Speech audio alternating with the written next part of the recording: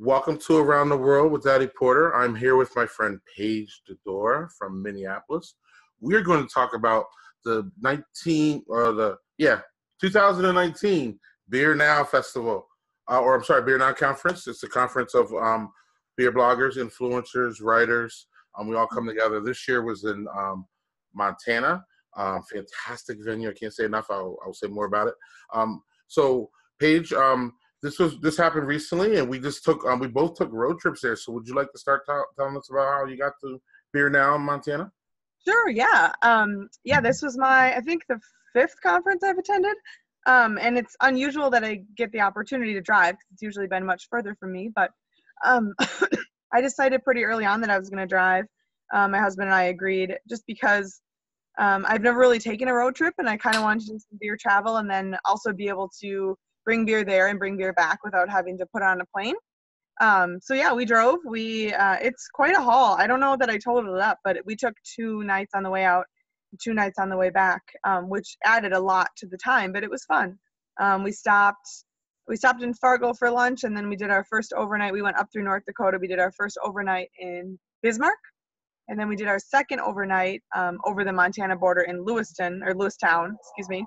And that's actually really close to Great Falls, but we just wanted kind of one more night to regroup before arriving with everything. Yeah, it was great. We stopped at a couple of breweries in the Bismarck area, and one in Mandan, which is next door to Bismarck. And one of them was by far the standout. It was called Laughing Sun, and it was in Bismarck. And their beers, I think the quality were very impressive, more so than a few of the others that we saw along the way. So I recommend, if you're in the Bismarck area, I know people go there for work a lot or for whatever reason. And it was, even though the city was not super exciting, the beer was great. I second that emotion about Laughing Sun. Yeah. I was there, I think, a day before you guys. Fantastic. Yeah. And I took, which leads me to, I took a road trip too from Madison, which is 4 hours south of where you guys are at. And I drove through Bismarck too. I stopped there. I hit 5 breweries, and then I went right there straight to Great Falls. And then when I got to Great Falls, I jumped on the bus to the pre-excursion to Helena. Now, Helena to Grand Rapids, not Grand Rapids, Great Falls. Yes. Grand Rapids is the other one, or Rapid City. I'm all over the place with these West cities. Great Falls to Helena is one of the most scenic drives I've ever seen in my whole life. Wow. And I'm glad that I was able to get on that bus, because it was just mountains and water and river and like. You don't have to drive; you can just watch. Yes, it was just like, because I had to drive the whole way, and I saw a big sky, and it was great. But I was like, it was like this. I couldn't. It was just me. So getting that drive from Great Falls to Helena was just spectacular. It was like, welcome to Montana. Yeah, it was great. So you didn't do the pre-excursion. One of the things I like about this conference is that they usually have they always have a pre-excursion, and then they have, which is optional, added on to the rest of the conference, and then they have it afterwards. So, long story shorter, when I mean by we, I mean me, you, and your husband weren't able to make those details work for the post-excursion, which was up in Glacier. And we saw those pictures, and I was like, oh, man. I know. I want to go back and just do that for sure. Yes, the family's we're already talking about it. Literally, I came home, and I was like, I'm going to Montana with or without you guys. So we figured this out. I mean, it was just so great. I mean, but anyway, the post-excursion was up in Glacier. We didn't make that. But the pictures are everywhere, and they're fantastic. So the pre-excursion, as you said, you guys, or I don't think you said it, but you guys did make the pre-excursion, but I did. So we stayed in Lewistown for that night. We went to a brewery there, and we went to, we just stayed at a little hotel there, saw the city. There was like a street festival that they do every Wednesday, I think it was. And actually, it was kind of interesting because there's a liquor store that sponsors this street music thing, and it's very different from Minnesota. You can go in, buy a single beer from the liquor store, and drink it in the parking lot for the festival. And that was kind of fun. It felt like a kind of towny thing to do. And I would have loved to make the pre-excursion, but it was just too tight with our timeline. Yeah, and again, it was so tight for mine. I literally had to leave Bismarck 4 a.m. to get to that bus. Right. So, but it was worth it because we ended up going to Helena, and Helena was really, really nice and pretty. The hotel that they put us up in was a nice hotel. But really, more importantly, real quick, was that I was really impressed even really early about the the the Montana charm. That not only did it come from the people who were residents, it really came from the people who were like the workers, like the Yes. people who worked at the hotel and at the breweries. They were just so nice overall in general. Yeah. I was kind of blown away, to be honest with you. I guess, living, from Philly, living in the city, coming from the East, I'm kind of used to maybe more of like a gruffer kind of, Yeah. exterior. These guys out there are just even you so live in nice. Wisconsin. I mean, it was even different from that, right? Yes. Yeah. I actually, to me, it gave me like a Southern charm kind of feel, where like you're just welcome. It doesn't matter, what you look like, who you are, where you're from. You're welcome. Hi. It's like I just met you, but it feels like I was just having a beer with you for 4 hours. Yes. So that started in Helena, and that was just great. We went to, let's see here. I have to remember all these because we went to so many breweries. I have to have my thing here. I know. I'm jealous that you guys went to Lewis and Clark. I wanted to go there. Right, and I was just like, oh, what was that one black brewery? And people were like, what? Like, no, so we went to Blackfoot River Brewing. Yes. That was very nice. They had, the only thing that was weird about it, that was the only brewery I went to that only had one beer. And they had a cask, and it was like a cask, guava, pineapple, IPA loveliness. It was beautiful. It was really, really great. I wish we would have had more time to sit at that brewery. But, just like, how these events go. Sometimes we're just like, hey, get a beer, go on a tour, talk to this guy, and then we're out. Like, so times got, we got to get going. But Blackfoot. Yeah, you never know what the pacing is going to be until you're in it. No, because some people got left on the bus at one point, but we won't even talk about that. But or left at the hotel or something. Yeah, some people didn't make it on like the very first bus ride we had. So then we jumped over to 10 Mile Creek, which we had the lieutenant governor was there, and he was talking beer. So that was really interesting. And they were talking about Montana's beer laws, which some are crazy. All beer laws are kind of crazy. Yeah, that was very interesting, hearing a little bit about the nuances. Yep, and he was a nice, personable guy, lieutenant governor. It was cool. I don't know how they got him there, but it was cool to be able to have him talk about that. Then we went to Lewis and Clark, and Lewis and Clark is fantastic. That's the one I would have made. I wanted to make it for. Lewis and Clark it was great. I didn't know anything about them going in, and they just had a big expansion. So I'm not sure what they're trying. You know how it is when they do a big expansion and everything's mum as far as like distributing and what they're going to do. Right. So who knows if we're going to maybe see some Lewis and Clark our way. I don't know. Yeah. But they're really getting bigger and they're doing great. Now, to me, the gem of the Helena trip was coming back that next day. We stopped at Snow Hop Brewing. Snow Hop Brewing is they're a 1-year brewery. They have one of the 3 female brewers out of 85 in Montana. Yeah, we met her later on in the conference. Yep. Yes, and she is kick ass. Mm-hmm. She is amazing. She does that whole thing herself. She's the only brewer. She does all the recipes. This place, the brewers were just so unique. They also had these unique cocktails. They had like and I'm not even a bloody guy, but they had a bloody beer cocktail that I thought was fantastic.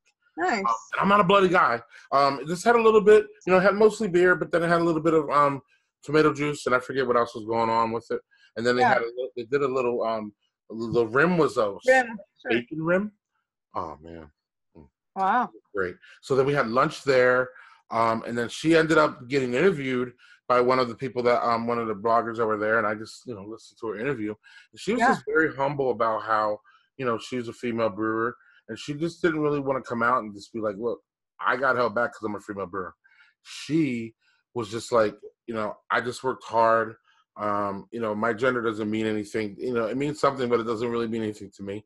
I just brew what I brew. She had experience brewing somewhere else. I had heard that she was working somewhere else in town, and then wanted to kind of venture out on her own and get more experience. So that's pretty cool. Yeah, she's amazing. She had 2 dogs too. Everybody was all over the dogs. It was just a really good time, and we had lunch there. Snow Hop was the one that I was just like, we go on these trips, and then you see all these breweries, and you're like, yeah. And then once you get to the brewery, you're like, oh, this is why they brought us here. You know what I mean? Like, you figure out why we're here. And Snow Hop was my favorite. We talked about we saw Snow Hop later in the conference too.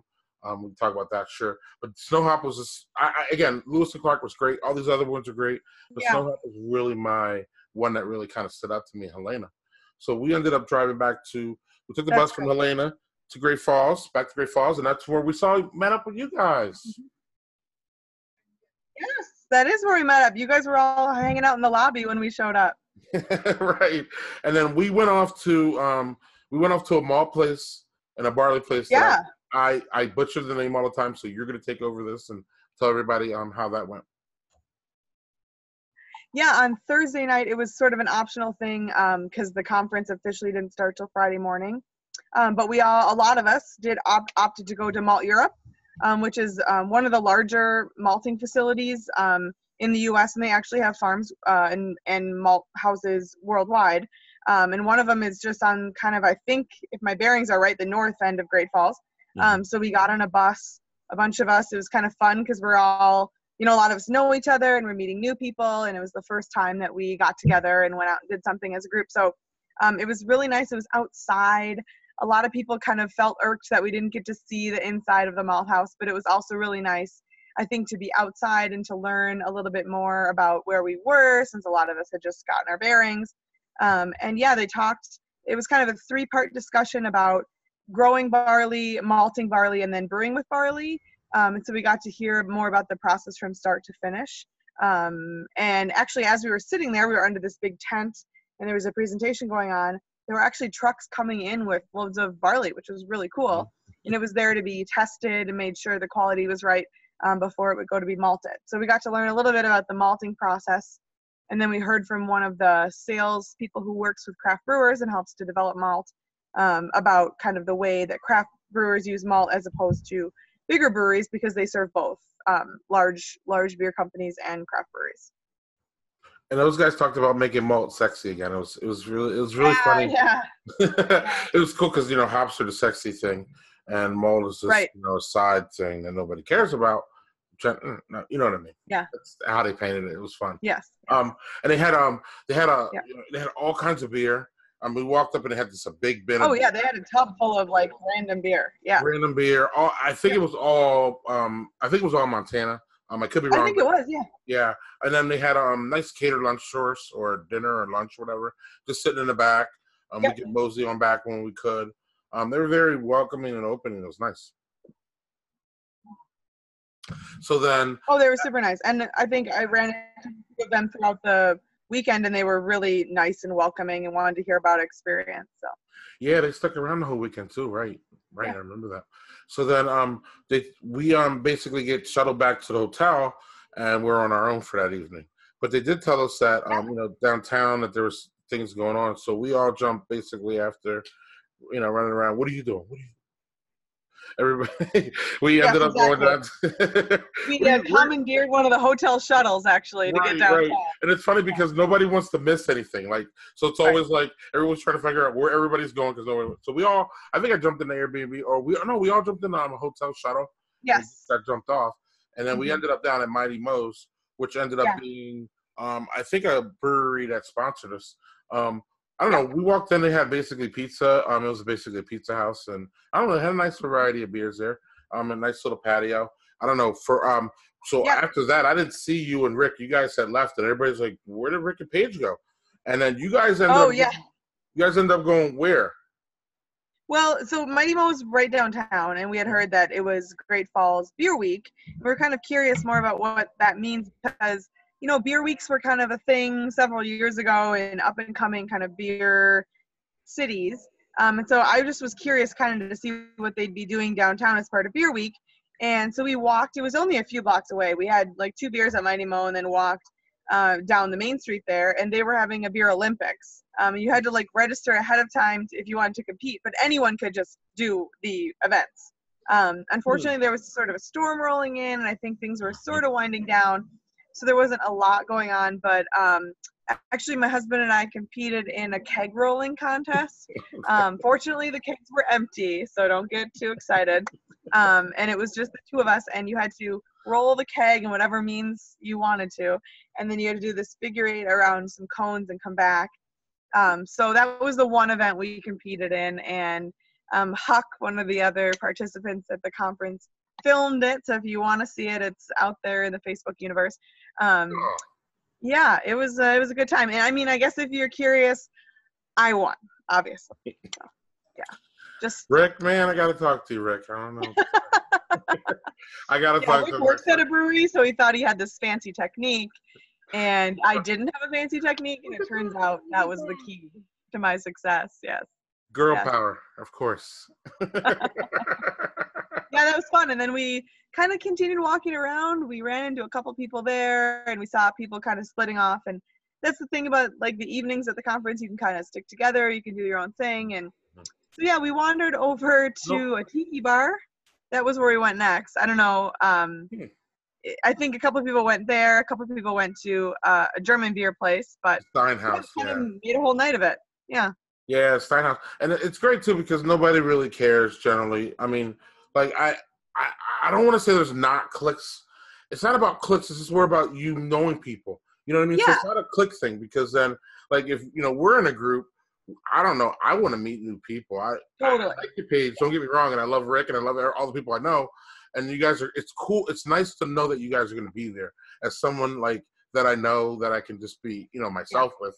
But there's also the element of meeting new people. So I always want to be with the group with new people, even though I still want some of my homies there. You know what I mean? Yeah.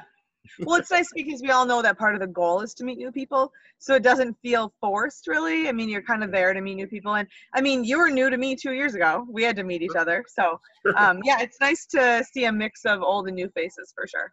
Yeah. It's true. So then we ended up at Steinhaus, and I remember everybody was like, hey, where's Rick and Paige? They came with us, but what happened? And then you guys are like, hey, man, we'll be there in like 2 minutes. And you guys are there in like 2 minutes. Yeah. So it's like, it's just funny. It's just cool, again, how like we come together, we go apart, we come together. It's just great. So then after that, I don't know, we were like, you guys just got there, and we were kind of ready to leave.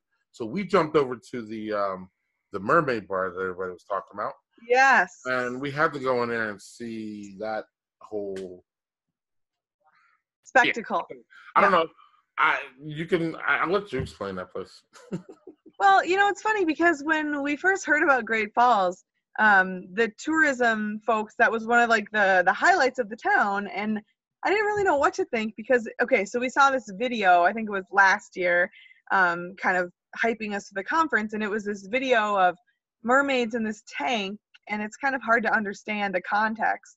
But when you get there in person, I mean, I don't know how else to put it. I mean, you walk through a motel and then you're in like a tiki bar that's like, I mean, tiki is cool again now, but it definitely feels dated, but like in a fine way. And then there's this tank behind the bar, and it's like a tank you'd like look at dolphins in, but there's two women swimming around in, you know, in mermaid garb. I don't really know how to describe it. I mean, I was talking to Jeff and to Hamilton, and they kind of felt like there was a kind of an element of strip club, but it wasn't, I don't know. It was more like, I mean, it was entertainment. I don't know how else to really put it. How did you feel about it? I don't know, like a kind of, not a burlesque angle, but yeah. That's a good way to put it.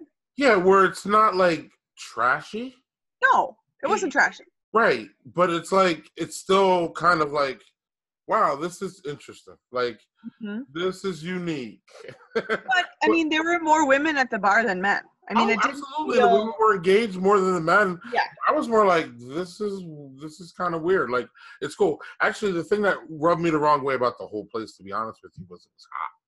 Like, it was hot as heck. I thought it was kind of crammed and dark. It was crammed and it was hot. And it just didn't feel like, it just wasn't a place that I would have. Like, I need a little bit more air circulation. So, like, we were back in the corner talking. And it was at the end of the night, too. So it was just more like, you know what I mean? Like, it was more like, for me, it was more like, all right, what's the goal here? Are we getting a beer? And nobody was saying anything. So that we can get a beer. I'm like, are we leaving? What's going on? So I don't know. It was unique. I would go there again. I would take people there again. I just wish it would be, I don't know, it was a little less crowded, would have been cool. I don't know, but many of us, not only did many of us hang out, many of us went back the next day. Yes. So people went more than once, so. Right. And I don't know, like, how to describe it? Like, is that like it's in a hotel, but like I was told during the day that that's just where they swim. Oh, really? Yeah. So the people at the hotel swim there during the day, and then at night Oh. they do the old mermaid thing. Well, it's also, I found it odd because you walk up a set of stairs, so you're on the second floor Mm-hmm. looking at an aquarium of mermaids, and then you kind of wonder, like, where's the surface? I don't know. I didn't have enough context to really understand the layout of the place, but it was interesting. It was definitely unique. It's weird to see mermaids in a landlocked state, but it was cool. Well, and the mermen come out on Tuesdays, by the way. I saw that. I'll be going back on So, Tuesday. I want to see it too, actually. For the spectacle of it, the whole thing was just very interesting. Yes. So that was like the first night, that was even before the convention, or I always call it convention, before the conference even started. The pre-conference stuff. So then I don't know about you. I just went back to the hotel, and I think I sat by the fireplace there. Yeah. Somebody snuck I'm not gonna say who. Somebody snuck a stout down there, and we were all sipping a stout. I think we all know who. Oh, there it is. Fucking so. So then the next day was Friday. Woke up. We had as the schedule here says, we had a breakfast on our own. I ate breakfast downstairs. I thought it was pretty good. Yeah. I like when there's good breakfast, like close, and coffee, because I need that recharge, especially at this one when we're up all the time. It just feels like we're up all the time. So conference welcome. We had Jake Bash from Visit Great Falls. Remember him from last year? He came up and spoke. Ryan spoke. Blah blah blah blah. So I'll get into one of my favorite parts of the whole thing. Julia Hertz always starts off the Beer Now conference talking about just where we're at as far as the brewery industry goes. Right. Demographic wise, what people are drinking, what people aren't drinking, where the craft, is craft beer up, is big beer down. I love this. I could seriously, Julia could talk all day, and I could listen to her. What do you think about Julia as far as this? I think it really sets a nice backdrop for the weekend. It gives a nice background information as far as the industry, like you said. Excuse me. And it's nice to have a consistent face, from year to year. I feel like she really understands who we are as a group, and she used to be a blogger herself, so it's nice to know that she kind of gets where we're coming from. I think she always paints everything in, like, I don't want to say like a positive light, like as in she's exaggerating, but I feel like she's very inspiring. She makes us see, come full circle, understand where we've been, where we're going. It always feels like she brings a unique perspective to what could otherwise be just like factual information. So I really enjoy it. I look forward to it every year. I respect her so much as an authority on what's going on in the industry. And it really does set the tone for the conference, I think.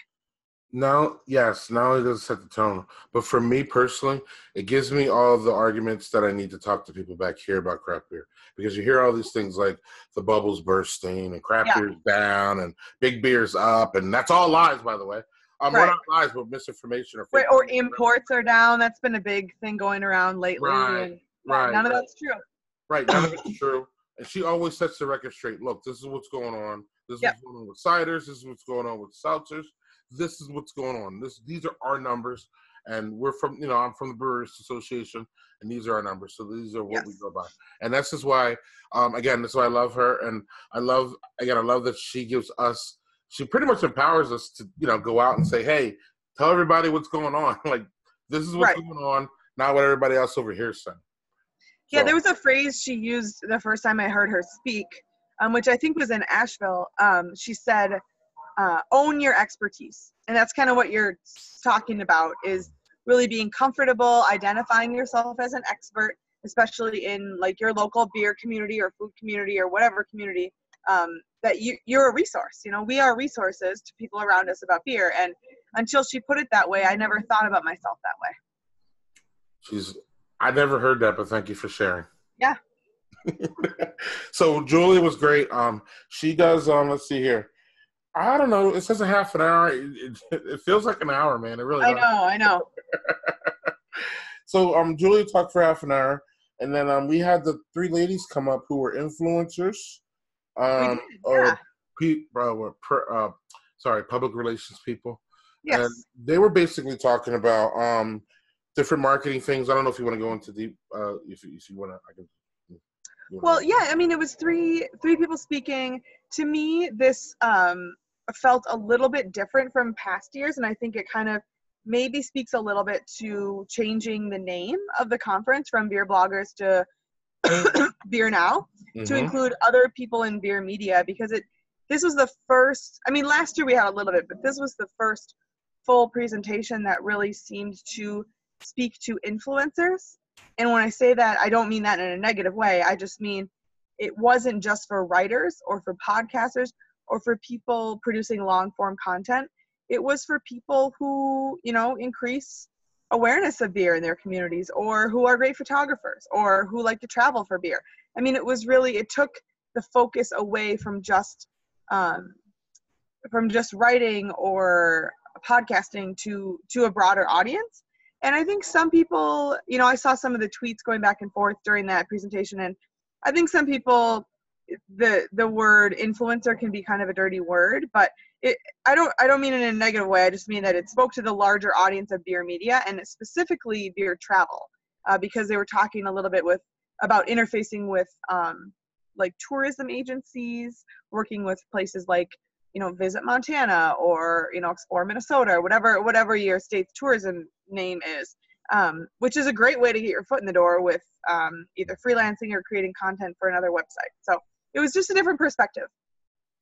Yeah, I liked it because I consider myself more of an influencer at this point. Yeah. So, I really enjoyed it. They brought different perspectives. They were telling you how to pitch different people, what not to say, how to get your together before you pitch. Right. I mean, it was really, really pointed. I don't know. I enjoyed it a lot, actually. I enjoyed it a lot. I had a good time with that. So, I don't know anything more on that. I mean, they were great. So we had a break, and then for an hour now. Now this is an hour. What's this? The fellow from? Come on, you guys don't even put his name here. The fellow from the MB and the MBWA. Yep, Lester. Lester, yes. This guy talks for an hour, and he goes in more in depth. He's an economist, so he really knows his stuff.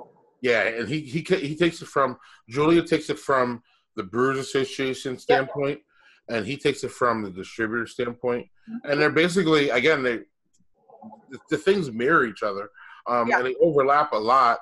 But he really goes in hard about where everything is going and the trends. Yes.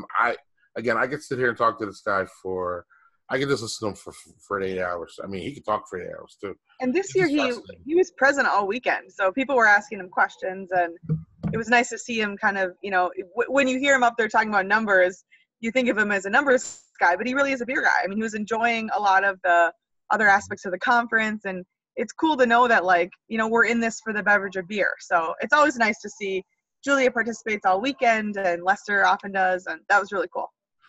Yeah, and there's an element to a beer now where, certain elements, in my opinion, touch each other that don't necessarily, like how about this? I don't know if beer bloggers are generally on the same side as distributors. How about that?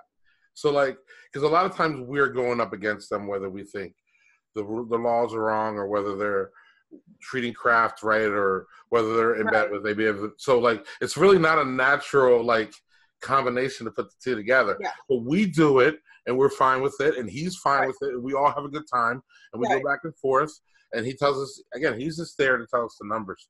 But there is that element of, craft beers, like big beer, little beer, and we have all that and all that. I don't want to try to get into that now, because that'll hijack the whole thing.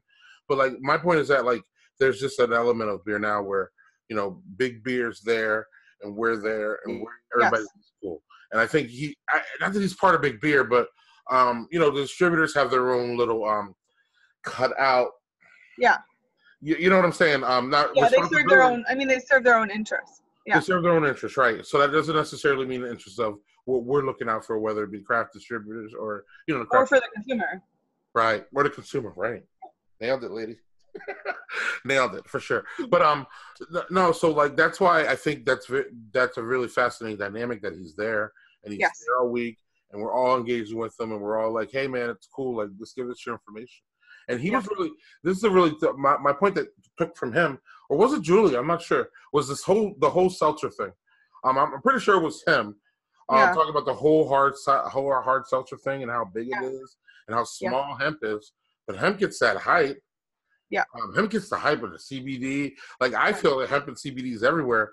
These guys were telling us it was nowhere. So, you know what I'm saying? Like, it was. Yeah, and they both. I mean, and I think the Venn diagram of those 2 points too that they both touched on is the idea of the consumer being more health conscious, and what does that really mean? I mean, does that mean that you're looking for beverages with less alcohol? Because as they both pointed out, actually most seltzers don't have a lot less alcohol than a lot of beers. Right. So I think I wanted to bring this up, but there wasn't a great time. But I think it's more like the perception of health.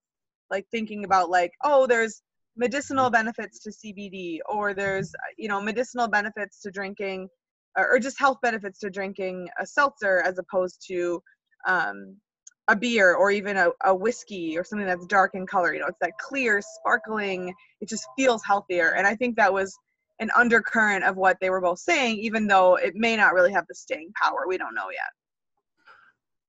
When I said that, I agree with it, and I also agree with. I said this before to somebody.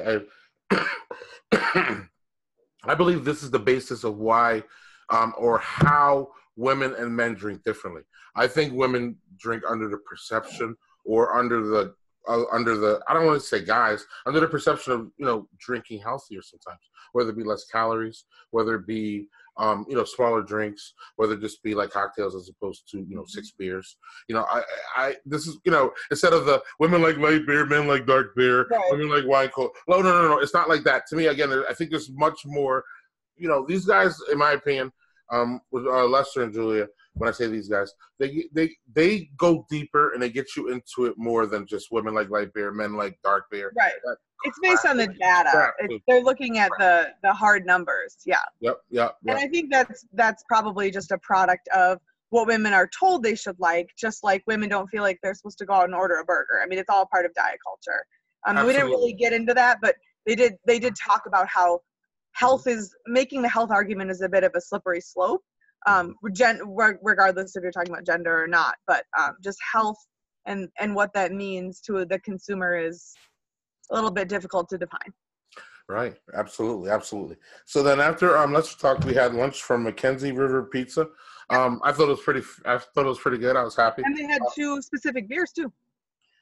Yeah. And I don't know, sometimes you come to these things and I don't know, it's either pizza or barbecue or sometimes it feels like it's always the same type of food, you know what I mean? But I don't know. I thought the pizza was good this time. Not that it wasn't good any time, but pizza can be really good and pizza can just be meh.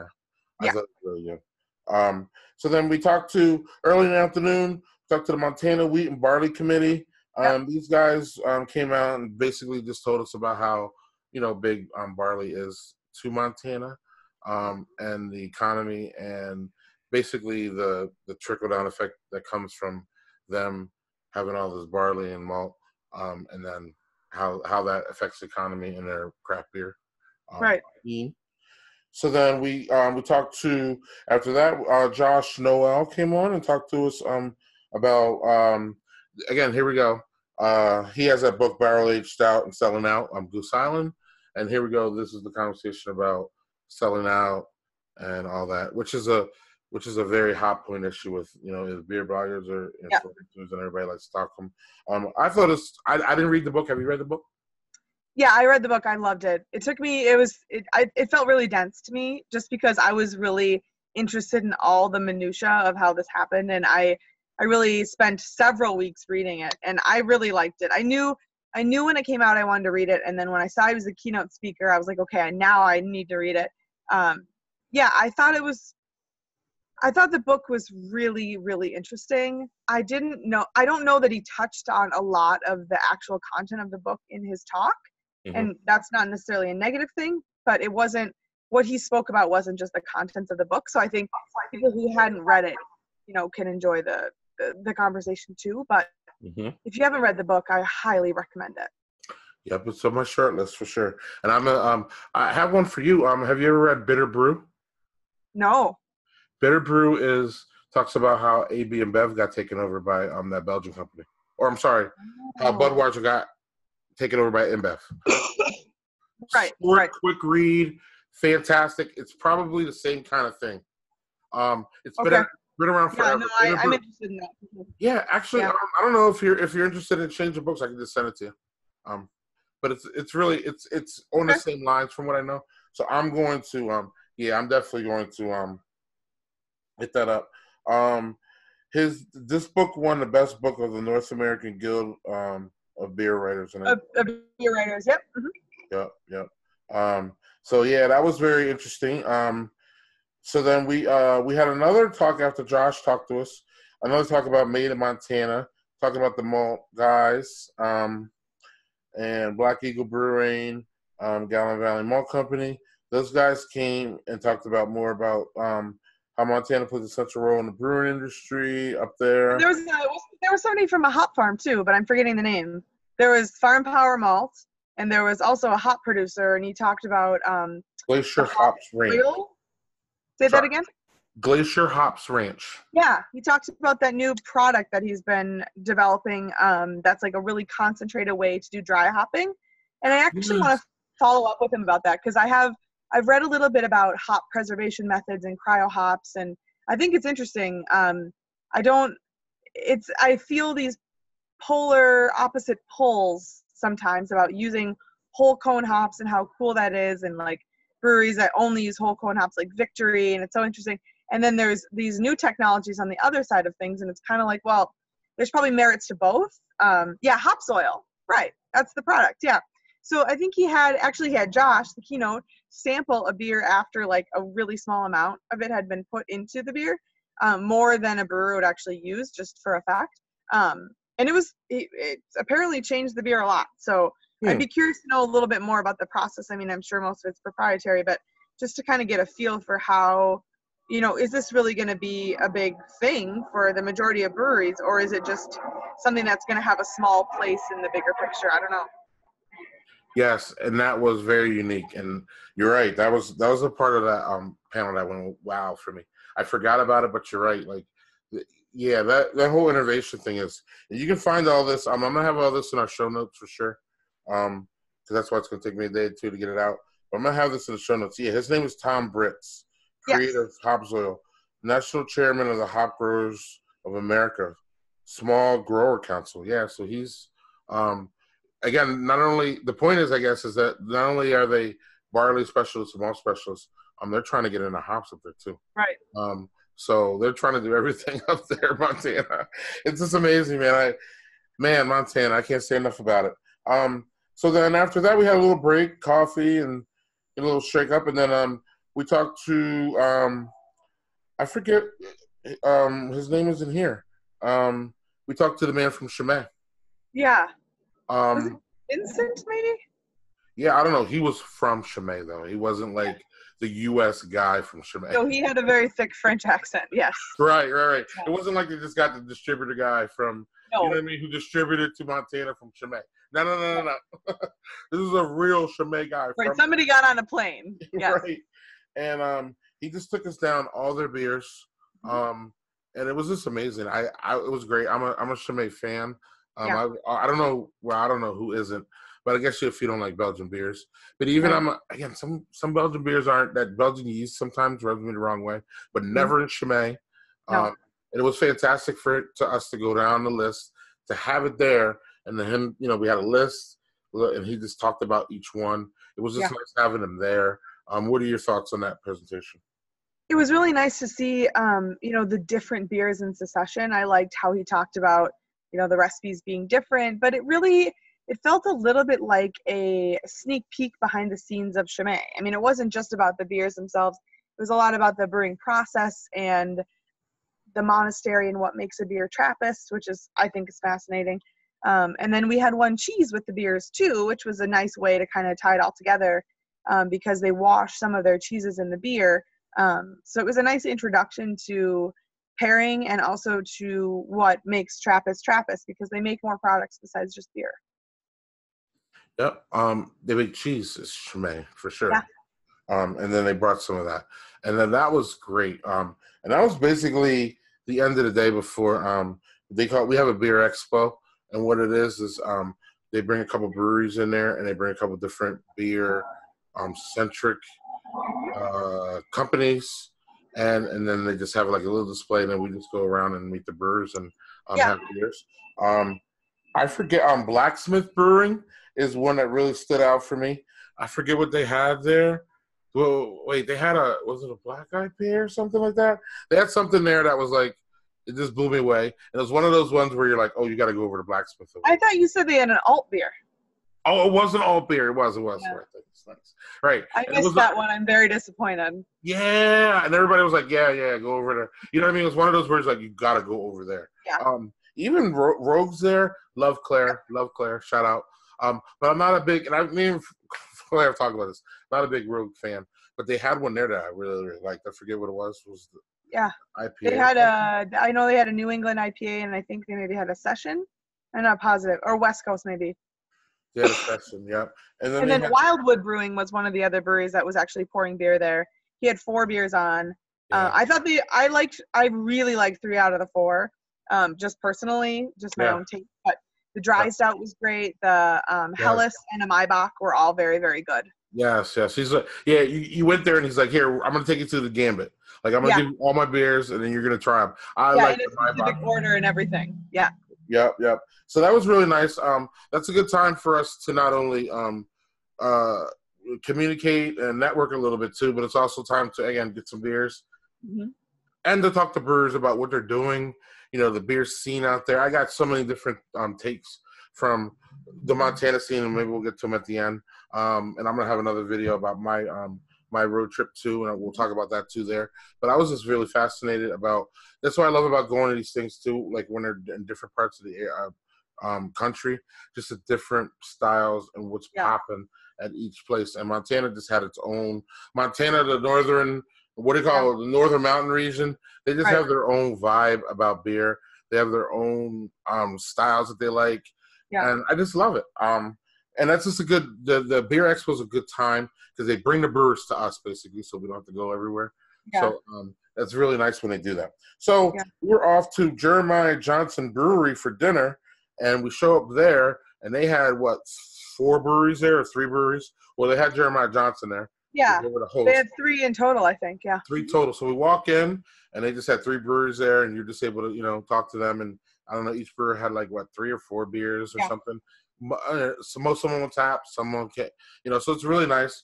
They had so then we had dinner, which was huckleberry trout, which I looked at it and I was like, I'm not eating that. So then I ate it, and it was fantastic. Not that I'm not eating it, but it was just more like, wow, that's unique. And I wasn't. I didn't have any huckleberries before this whole trip. Yeah. I didn't know what huckleberries were.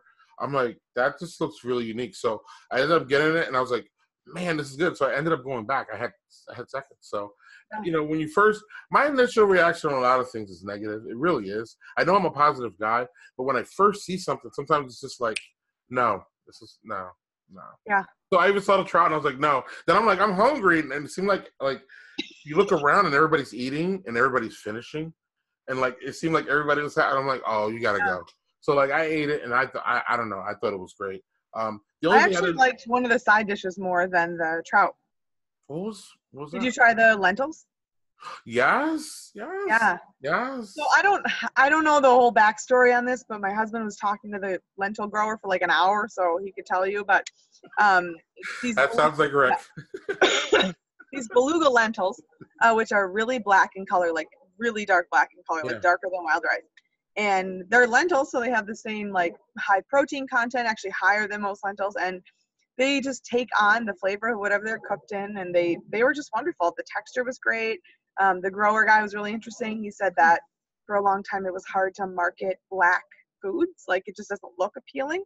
Right. But I think eaters' palates in general are getting a little more adventurous. So that was actually the highlight of the meal to me. Yeah, that meal was it was underrated. The whole thing was again, when I saw it, I was like, Right. You know what I mean? And then I ate it, and I was like, man. And then I was trying to go back, and the lentils were gone. Yeah. Right, right. So it was a good time. Again, the only thing I don't like, and this is a personal preference, but I'm not. Let's not go on a tangent. I generally don't like bands and breweries because I don't believe that a brewery is soundproofed enough for. You know Yeah. what I mean? And especially at an event like that, I kind of want to sit with Zach, our friend Zach, or I kind of want to sit with somebody and like have a conversation. And Right. sometimes the music's too loud. That would be my only gripe about that. Other than that, I had a good time. I love the dinners. Generally, I love the dinners that they put on. Yeah. And then with I wasn't a fan. I'll be honest. I wasn't a fan of what Jeremiah Johnson had there. But didn't they have a special? They had a special brew in the back that I thought was pretty good. I forget what that was though. Yeah, they had a beer made with those same lentils. And that's what it was. I don't think it had a name, but it was like the black lentil beer. And the grower of the lentils wanted to make something with them. So it added some color. It added maybe some tannins. It almost came off a little bit like a black IPA, maybe not quite that bitter. I liked it. Yeah, yeah. Maybe that's why, because I'm a black IPA guy. I had mixed experiences. Some of their beers I liked, some I really didn't, but it was a fun event. They were very close. I'm sorry, Jeremiah. Yeah. I agree. I think everybody agreed with that. But they're kind of, their whole history is kind of weird about how they took over a brewery and then they kept the recipes. So there's a lot going on there. So I would love this again. When I go back to Montana, not if, I'm gonna make sure I see what's going on with them. Yeah. So we had dinner there, and then after that, basically everybody went back to the hotel, if I recall correctly, and I think so, yeah. I think we had a little bit of a share. I'm not sure if you were there. Or was that a little bottle share, yeah. Mm-hmm. We had to share, and then everybody got kicked out. Was that that night? I left just before you got kicked out. I have this fight. That was that night. Okay, right, yeah. Right. I didn't get kicked out, and I wasn't the loud one, so don't. Okay, good. Anyway. Good. You're allowed back in Montana.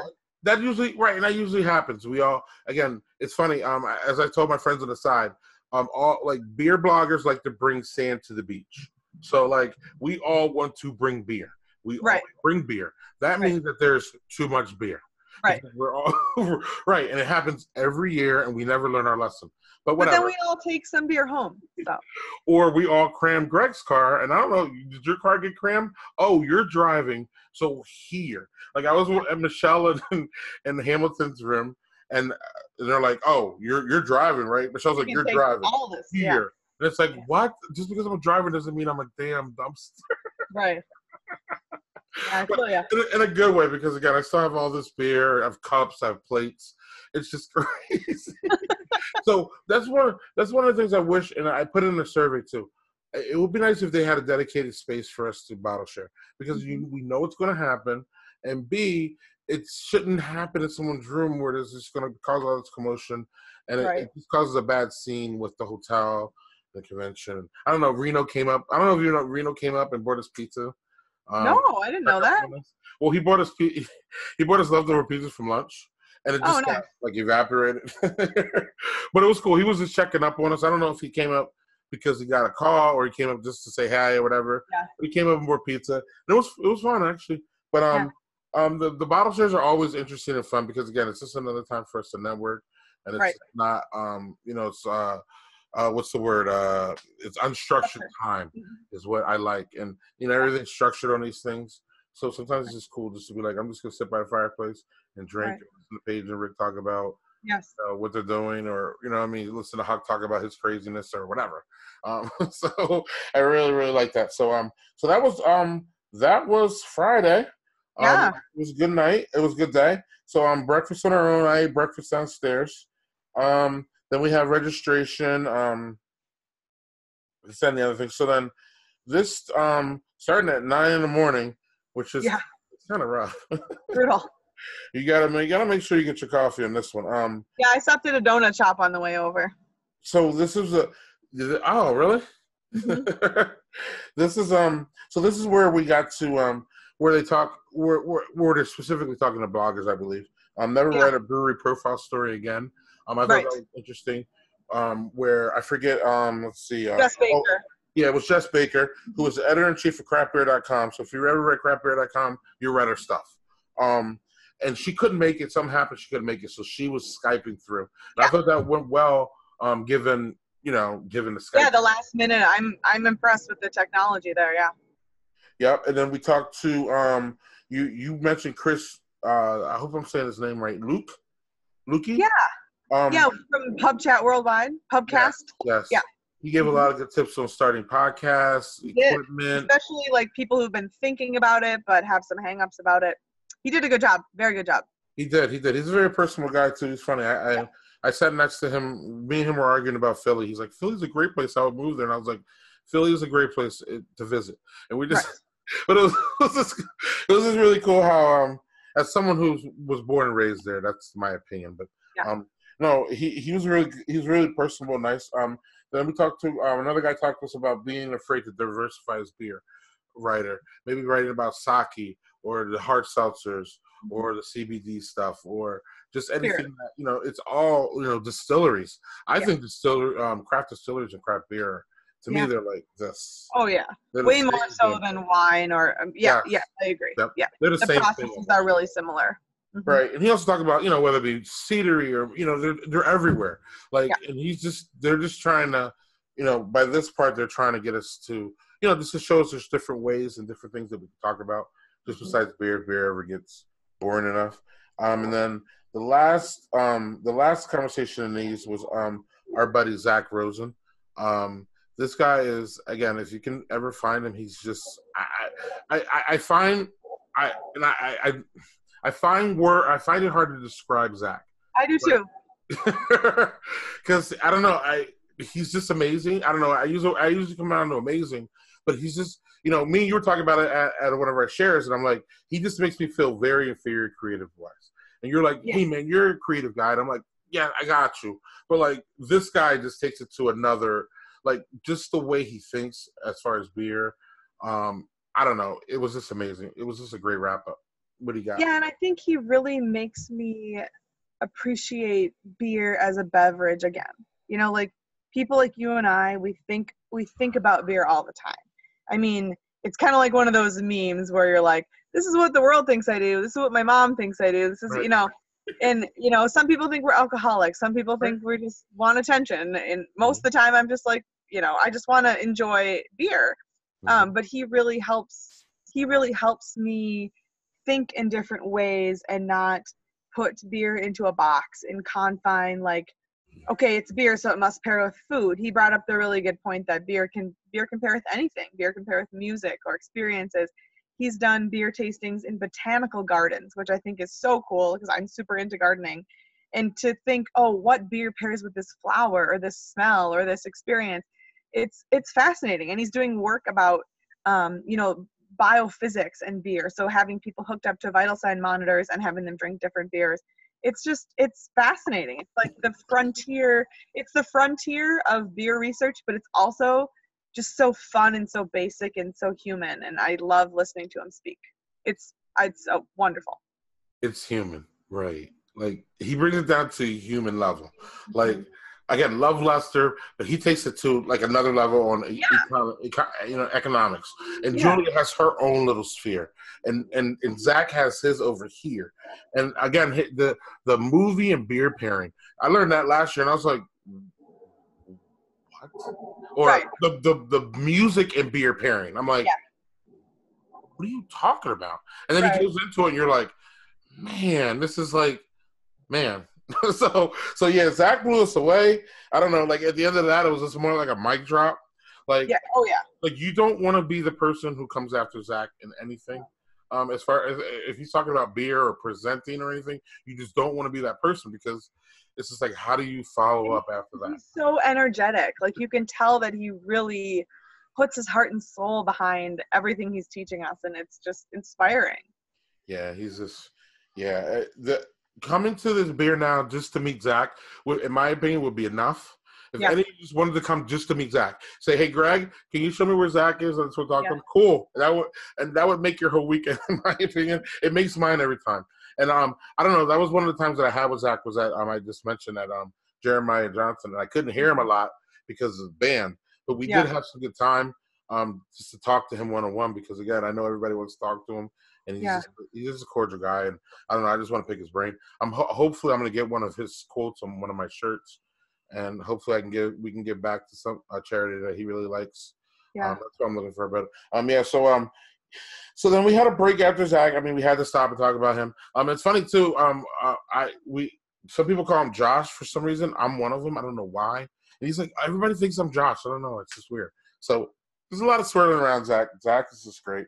So we had a break, and then we had so we had the 3 editors then. Yeah. So the 3 lady editors, which again, kind of was like the other one. That was a heavy hitter for me, I thought. Yeah, let's speak on it.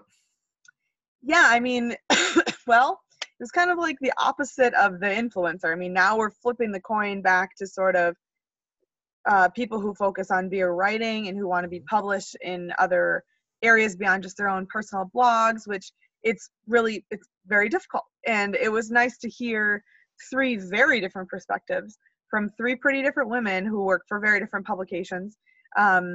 It was Kate Bernard from The Takeout, amongst other publications, and Sarah Freeman from, she's now with October, which is kind of a contentious magazine. And then Jill from the Brewers Association, but she is specifically on the trade magazine side, which is called New Brewer. Mm-hmm. And New Brewer is a magazine that goes out to members of the Brewers Association exclusively. So that means that if you're writing for New Brewer, your audience is brewers and people in the industry. So that's so different from like Sarah's work at Munchies or now with October and Vice and things like that. So they were all really different voices, and their publications represent different voices. But at the same time, they gave a lot of really similar advice, and they spoke a little bit about pitching and how to pitch successfully. And it was really interesting because I'm somebody who has pitched to publications. I'm somebody who has been asked to write for publications without pitching.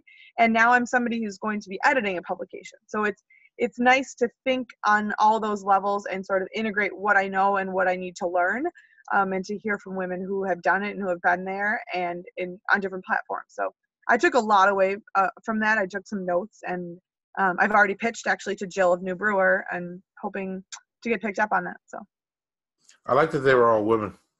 I did too. And they're obviously experts in their fields, and they've all worked for, in different settings, and they understand what works and what doesn't. So and this is this is one of my things too. I make sure, especially if I come in late, I make sure that I sit at a table that I don't know anybody or I don't know a lot of people. And I was able to sit down at the table with Sarah from October. And I don't know. Sorry, I didn't know what October was. I had no idea. I only know because of Josh's book. I had never heard about it until Josh's book. Okay. Yeah. So I had no idea. And then our friend Stephanie, we met Stephanie. She was at that same table too. But to hear Sarah talk about the way she and her publication talk about diversity issues in beer was not only fascinating, but it was like, oh, you get it. Like the way she was talking in a way, I was like, oh, you get it. And I was like, oh, I need to look up October. And then I found out what October was, and I don't really care. I'm still going to look it up because she talks about it in a way that needs to be talked about. And she gets it.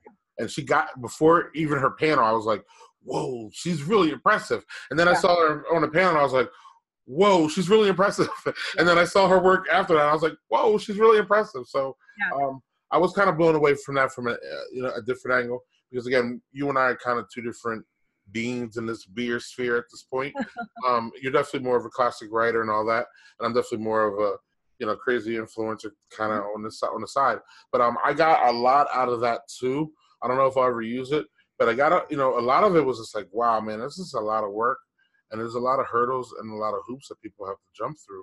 Well, but even if you're not, even if your main platform isn't writing, it's nice to hear what the editing process is like. And when you read those publications, when you read beer literature, that's not, where it's gone through an editing process, whether that's a large publication or an online platform or whatever, it's nice to know as a consumer that this isn't easy. Like, this isn't, again, back to that meme, like, it's not just like throwing words on a page. It takes a lot of work. It takes a lot of dedication.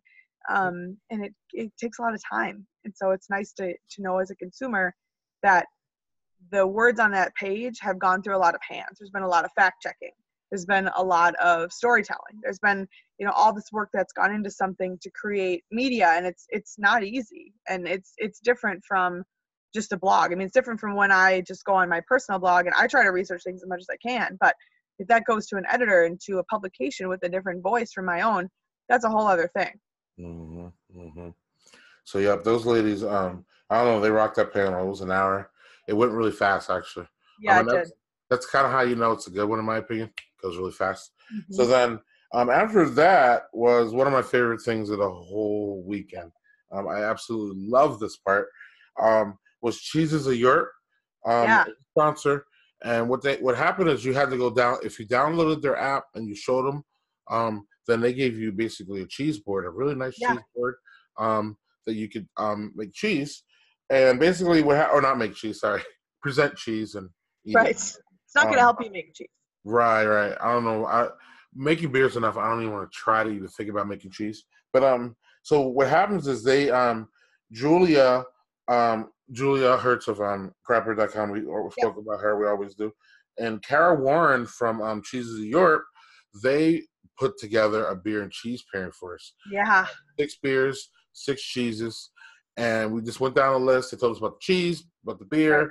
They went through the whole thing about fish in your mouth and all. I mean, they just told you everything to do.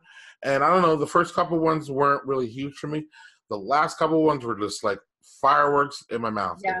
It was fantastic. It was so interesting. And I need to preface this by saying I'm not a cheese guy. I've actually been converted actually last weekend by you guys. Here, I used to be that guy that I only want my cheese melted on burgers, or I only want like cheese whiz. I only wanted like warm cheese or like melted cheese. I didn't really get the texture of cheese, but it was just that I didn't push myself. It's just like beer. Like I just didn't push myself to try different things. Right. I was just settling on what I liked, the cheese. But this whole thing told me that, man, I was texting my family. We have a side, like a messenger. I was like, cheese is coming to our house. Yeah. We're doing cheese. We're doing boards. We're doing everything. And that was just right after that 6 presentations. So they gave us 6 beers. They gave us 6 cheeses.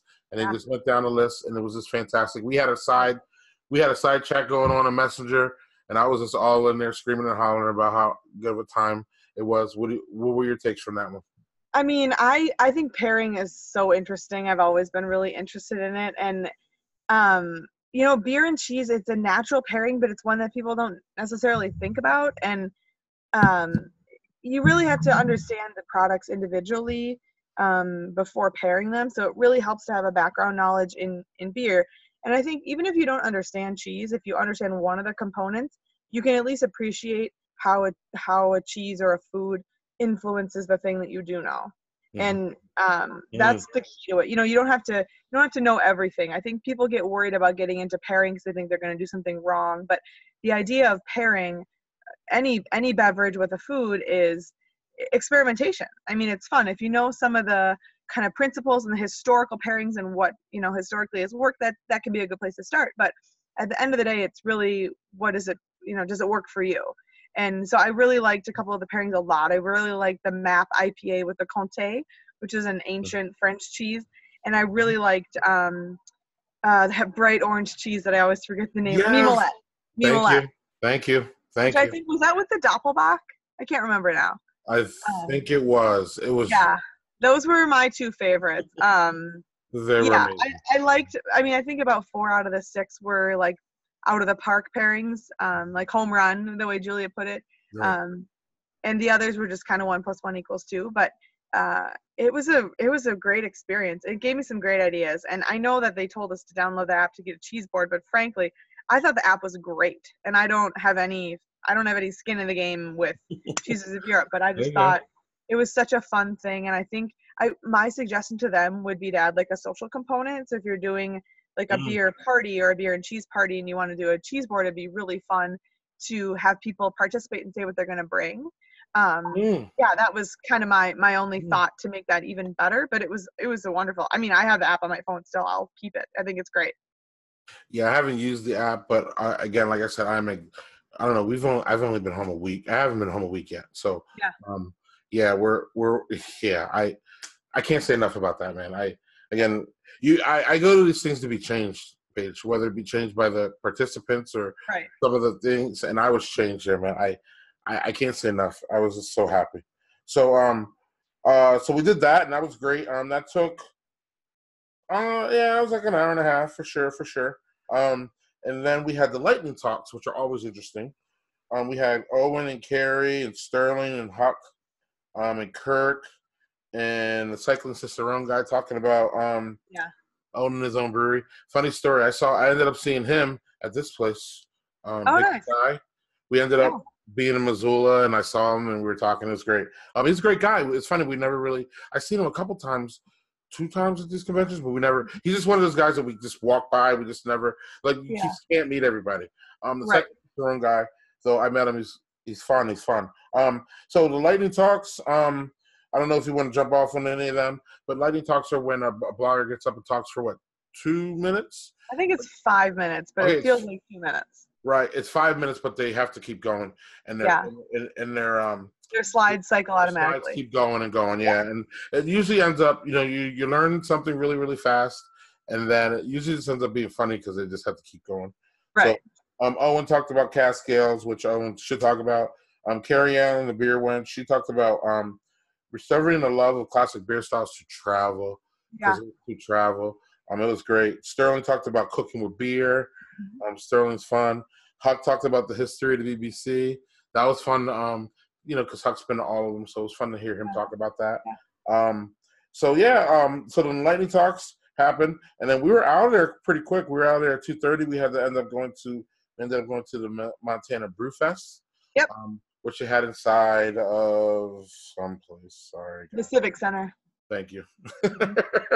So they had all this brewery set up. So then we got in there a little bit early. We were there before it opened, and we had our live beer social, which is when they have brewers come around. We all sit at different tables, and they have brewers come around and talk to us with one beer for about a minute or two. What is it? I don't know what the time is. I know it was 11 breweries this year, and a few of us were chatting afterwards. I think one of the benefits this year was that each brewery only brought one beer. Yeah. I think in the past it's gotten overwhelming when they bring more than one. So it was really nice to be able to focus on one product. And actually, I found myself being able to talk to the brewers more. And actually, by the time they had to switch, a lot of us had kind of finished our conversations, which is a nice change. So it was good. It goes quickly, but we got to at least focus on just one beer and learn the story of that. So. Yeah, what I was impressed with actually was that the first couple of people that came to our table was a woman, a minority, a guy with a heavy accent from a different country, another minority. So it was like, you know what? We're in Montana, but we're diverse. We have some diversity here. Like it wasn't saying that, but to me it was, because I'm like, oh, this is great. Wonderful. Right. Wonderful. You go, Montana. That was really nice. Yes, it was. You go, Montana. So then after that, we pretty much spilled out into the beer festival, and then we were given tickets to eat outside at the food trucks. Trucks, I thought they're pretty good. There was Mexican, there was Thai, there was some kind of spicy chicken, there was chicken on the stick. And then people were leaving early and giving me their tickets, so I ended up with all kinds of tickets. It's funny, man. I say, like, we're beer bloggers, we're a bunch of alcoholics. I laugh, but like it seemed like half the beer bloggers left halfway through the damn beer fest. I'm like, this isn't what people usually think. You know what I mean? Like, people usually think that we're just all in, and sometimes we just need to be all in back at the hotel. Totally. Yeah. So, Paige, I am losing you. You're getting darker and darker. I know. I didn't expect this to go so late and so dark. Sorry. You're darker than me. What's going on? All you can see is my teeth. Well, it's not that hard. So that was basically so then the Montana Beer Fest was basically the end of the Beer Now conference. As I said, on Sunday, everybody, not everybody, a bunch of people went up at the post excursion to Glacier. And went on a boat, and it would just looked. I didn't look at those pictures. So I'm like, nah, I can't go. I ain't looking at them. I mean, I saw them, but I was like, I wasn't gonna dwell. Didn't want to have FOMO. Right. So I ended up going down to Missoula and Bozeman, and then I ended up going through Wyoming, and then hitting South Dakota, and then coming home that way. That's the short end of the story. You'll be able to hear me talk about the long end of the story, my whole road trip. here in a couple days on this channel here on YouTube. But Paige, so then you guys after the Montana Beer Fest, what did you guys end up doing? Yeah, so we drove back. We also spent 2 nights on the way back intentionally. We drove through, actually, we stopped for lunch in Billings, which I had never been through Billings before. It was really beautiful. When you drive in from the west, you drive in along this ridge, and it's like all of a sudden there's a cliff to your right, and it's the city. I mean, it was like seriously beautiful. It was beautiful. And I think the airport is up there too. But we drove in, so we drove around the city and kind of down then into it. We had lunch at a brewery. It was just okay, but it was fun. It's a city that I would definitely go back to. We visited one brewery, brought them some crowlers. Yeah, I would definitely like go back for a weekend. If I feel like there was a lot there. There's a great brewery scene there. There were a ton of craft breweries. And then on our we spent one night in Rapid City, which also I was really shockingly impressed by. There was a beer bar there with excellent service, a guy who told us a little bit about the beer scene there. And actually, it was just an interesting town. It felt really actually diverse for being in the middle of South Dakota. And there was a lot of Native American art, a lot of First Nations culture. So that was really cool to see.